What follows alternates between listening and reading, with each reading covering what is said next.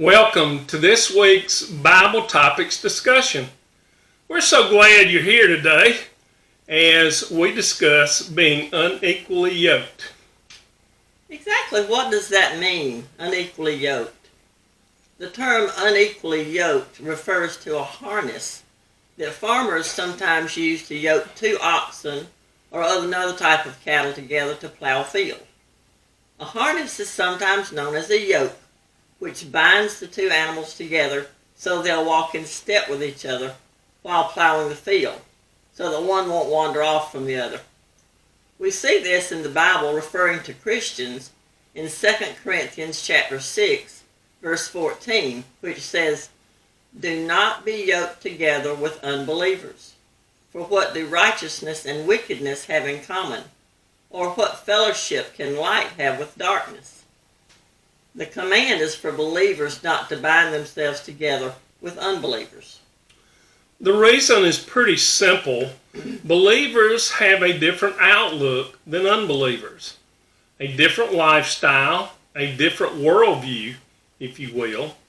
Those of us who were saved when we were grown can look back and see that being bound together with an unbeliever would have a bad effect. Let's look at some of the ways this can affect us. If you as a believer go into business with an unbeliever, what problems can you see arising there?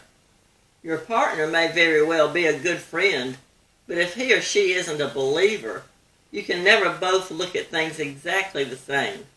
You'll want to run the business honestly, whereas the partner may want to cut corners or even handle some matters underhandedly. The reason is that believers are called to be people of honor. People of the world don't always think that way. This could ruin the integrity of your business and even ruin your reputation.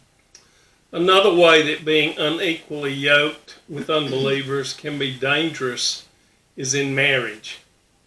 When you become a Christian, your priorities change. Your values change. You have a biblical outlook on the world. You put God first.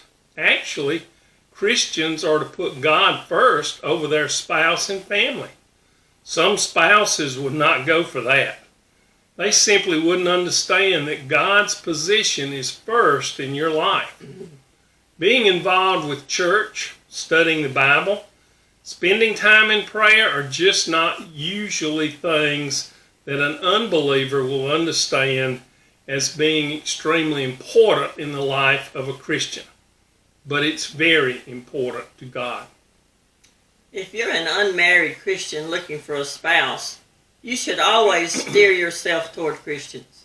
They're like-minded and more understanding of where you stand with God and how you feel about life. It's important to be able to discuss different topics and see what each other believes and how they interpret the Bible on them. It's important to talk about having children and how you want to raise them. Going into a marriage on opposite sides of issues is a very dangerous way to start. Yes.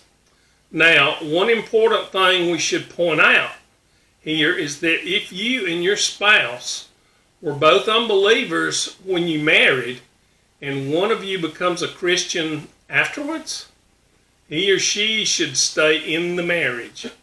Here's what the Bible says about it in 1 Corinthians chapter 7, verse 20. Each person should remain in the situation they were in when God called them.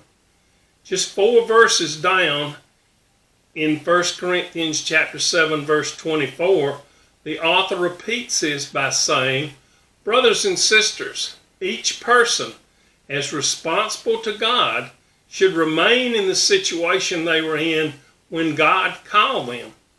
Further down in 1 Corinthians chapter 7, verse 39, it says, "A woman is bound to her husband as long as he lives. But if her husband dies, she is free to marry anyone she wishes. But he must belong to the Lord." So we see that it is important to God that Christians be married to Christians. Well, that's it for this week. Please like, comment, and share, and let us know if you have any questions. We'd love to hear from you. See you next week. Be blessed.